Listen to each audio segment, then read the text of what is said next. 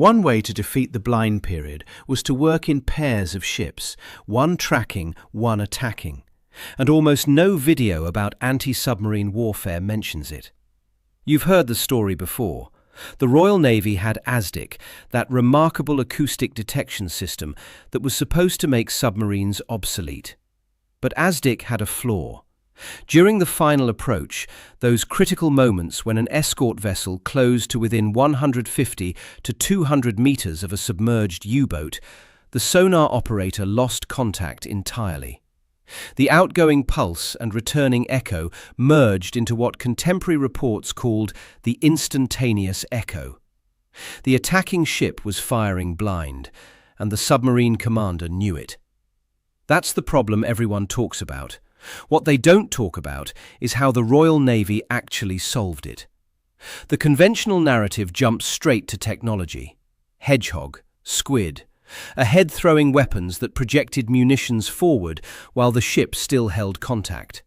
Problem solved, story over. But here's the thing. The tactical solution came first, and it worked. Captain Frederic John Walker figured it out. Walker took command of the 36th Escort Group in October 1941. His flagship was HMS Stork, a sloop. His force consisted of that ship plus HMS Deptford and 7 corvettes: Convolvulus, Gardenia, Marigold, Pentstemon, Rhododendron, Samphire and Vetch. Not exactly the most glamorous assignment in the Royal Navy.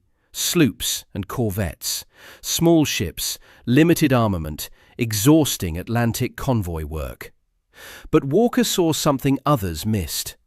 The blind period existed because a single ship couldn't simultaneously track and attack. The moment you committed to your depth charge run, you lost sonar contact. The U-boat knew you were coming. He could hear your propellers accelerating through his hydrophones, and he had those precious seconds to change depth, alter course, slip away into the disturbance your own attack created. After an unsuccessful depth charge pattern exploded, the water disturbance could last 15 minutes before sonar became effective again. 15 minutes.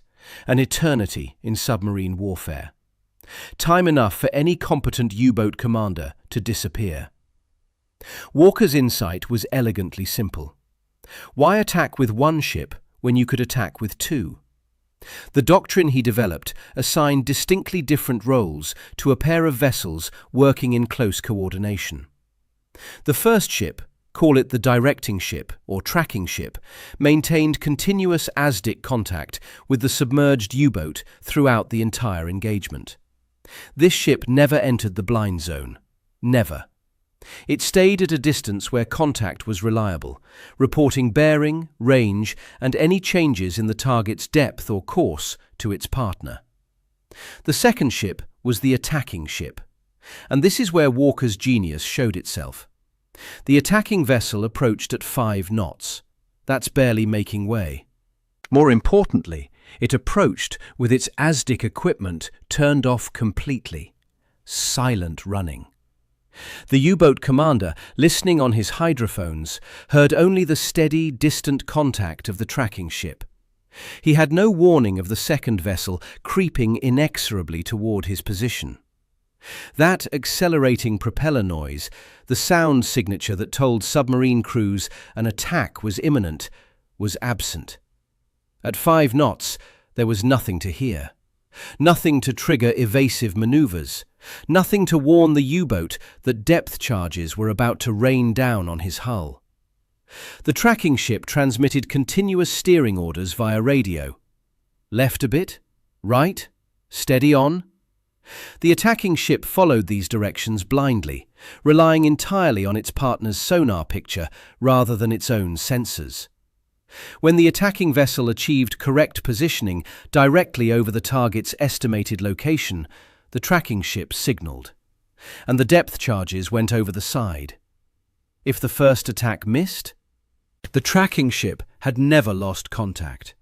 It immediately detected any evasive maneuvers and relayed new steering corrections. Another attack could begin within minutes. Then another. The U-boat was no longer facing a single brief encounter it might survive through luck or quick thinking. It was facing a sustained hunting operation that could continue until it was destroyed or forced to surface. Walker first tested these tactics during the escort of convoy HG-76, which departed Gibraltar on the 14th of December 1941 and arrived safely in British waters on the 23rd of that month. During that operation, his 36th Escort Group achieved 4 U-boat contacts and 4 confirmed sinkings. U-131, U-574, U-567, and contributions to the destruction of U-434. 4 contacts, 4 kills. The tactics worked. By early 1942, Walker's methods were being systematically adopted and taught to all escort commanders. The Western Approaches Tactical Unit opened in January 1942 at Derby House in Liverpool under Commander Gilbert Roberts. Roberts developed a training methodology centered on war games played on a large floor using model ships, with moves calculated to simulate realistic maneuvering and tactical responses. The Women's Royal Naval Service, the Wrens, operated the wargaming floor alongside Roberts's officers, conducting tactical analysis of simulated engagements. The training program was substantial. Between March 1942 and July 1945, the Western Approaches Tactical Unit trained approximately 5,000 Allied naval officers through intensive one-week courses. 5,000 officers, every one of them learning Walker's paired ship doctrine. The tactical innovations received specific code names. Operation Buttercup provided an immediate response when a U-boat attacked from within the escort screen. Escorts would turn toward the presumed position, form a coordinated sweep pattern, concentrate depth charges on the suspected area. Operation Raspberry, developed by Roberts in consultation with Walker's operational experience, refined this concept further. Escorts would form a coordinated line and sweep inward toward the convoy in a triangular search pattern. Walker didn't stop there. The barrage attack employed 3 or more sloops arranged in line, launching depth charges simultaneously to saturate the area where the submarine might be. And then there was the hold-down tactic, a war of attrition rather than a direct killing blow. After making contact, the hunting group would keep the U-boat at depth, maintaining sonar contact and threatening attack, until the submarine was forced to surface due to exhausted oxygen or depleted batteries. Upon surfacing, it became vulnerable to gunfire from circling escorts. A submarine versus multiple sloops in a surface gunnery action? The escorts would win. Every time.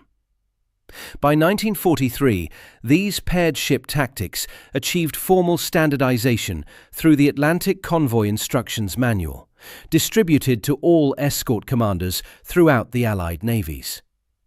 The doctrine had matured from Walker's original experiments to a systematic framework that any competent officer could learn, practice, and execute. And then, Walker was given command of the 2nd Support Group. This was April 1943. His new command consisted of 6 Black Swan-class sloops, Starling, his flagship, plus Cygnet, Kite, Wild Goose, Woodpecker, and Wren. Purpose-built anti-submarine vessels. A homogeneous group of ships with identical capabilities, identical speed, identical armament. The mature expression of paired ship doctrine operating with purpose-built hardware. The results were extraordinary. During a single patrol in February 1944, the 2nd Support Group demonstrated what coordinated hunting could achieve. Over 11 days, from the 9th to the 19th of February 1944, they destroyed 6 U-boats. On the 9th alone, they sank 3, U-762, U-238, and U-734. 2 days later, U-424. 8 days after that, U-264. 6 submarines in 11 days. By the war's end, the second support group was credited with destroying 23 U-boats during 2 years of active service. HMS Starling alone received credit for 14 kills, making her the most successful anti-submarine vessel in the Royal Navy throughout the entire conflict. So where does Squid fit into this story? Not where most videos put it. Squid entered Royal Navy service in 1943, the same year Walker took command of the second support group. It was an ahead-throwing weapon, a 3-barrel mortar that projected depth charges forward toward the target, while the attacking ship still held sonar contact. This meant the blind period was shortened.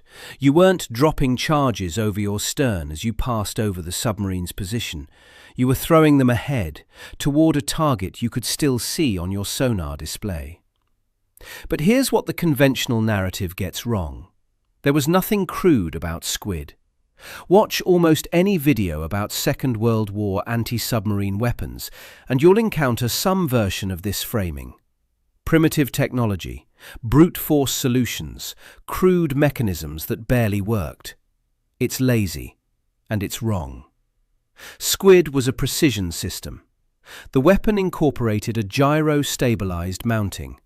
The fire control system integrated directly with the ship's sonar, and sources explicitly state that the weapon was automatically fired from the sonar range recorder at the proper moment. The operator didn't manually calculate lead angles or depth settings. The system did it, automatically. The depth setting mechanism deserves particular attention. Squid charges were fitted with clockwork time fuses. They detonated at a predetermined depth set before firing. But unlike conventional depth charges, this setting was calculated by the fire control system based on the sonar's depth determination capability. The sonar could determine not just bearing and range, but depth, and this information fed directly into the weapon's fusing mechanism. You weren't guessing how deep the submarine was running. You knew. 3 barrels, 3 charges forming a triangular pattern designed to bracket the target. Even if your aim was slightly off, you had 3 chances to score a hit, or more accurately, 3 chances to detonate close enough that the overpressure would crack the submarine's hull. The engineering that made this possible, the integration of gyro stabilization, automatic depth calculation, sonar fire control, and ballistic trajectory prediction into a single coherent weapon system was genuinely sophisticated. Engineers who dismiss it as primitive technology simply don't understand what they're looking at. Which brings us to Hedgehog and the hull contact question. Hedgehog came first. It entered service in 1942, a year before Squid. Like Squid, it was an ahead-throwing weapon, small spigot mortar bombs fired in a pattern ahead of the attacking ship. But Hedgehog had a crucial difference in its fusing philosophy. No explosion unless a hull contact was made. That's not a limitation, that's a design choice, and it was deliberate. Hedgehog used contact fuses rather than depth fuses. Each projectile would sink through the water, descending through the depths, silent and inert, unless it physically struck the submarine's hull. Only then would it detonate. Why? Because the Royal Navy wanted to preserve sonar contact during the attack. Think about it. With conventional depth charges, every attack ended the same way. A massive underwater explosion that disrupted the water column, threw debris in all directions, and rendered sonar useless for 15 minutes while the disturbance settled. Even if you missed, you lost contact. You were blind again, for reasons that had nothing to do with approach geometry. Hedgehog's contact fuses solved this. If you missed, there was no explosion, no disturbance. The sonar operator could immediately begin tracking for another attack run. You only lost contact when you scored a hit, and if you scored a hit, you didn't need contact anymore. Squid took a different approach. Its clockwork time fuses meant it would detonate regardless of whether it struck the hull. 3 explosions every attack, even on a miss. But Squid's designers calculated that the increased lethality of depth-fused charges, which could kill through overpressure without requiring a direct hit, outweighed the disadvantage of post-attack sonar disruption. Both approaches had merit. Both reflected sophisticated engineering thinking about the problem of underwater warfare. Neither was crude, and both were designed to work within the tactical framework that Walker and his contemporaries had developed. That's the point most videos miss entirely. Squid didn't replace paired ship doctrine. Walker's second support group continued employing paired tactics even after equipping with Hedgehog and subsequently Squid. The doctrinal solution and the technological solution were complementary, not sequential. You could use Squid to reduce the blind period while simultaneously using paired tactics to ensure continuous tracking regardless of engagement geometry.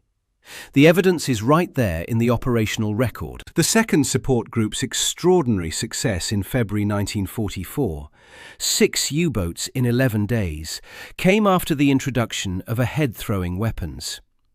Walker's ships had both the tactical doctrine and the technology. They used both.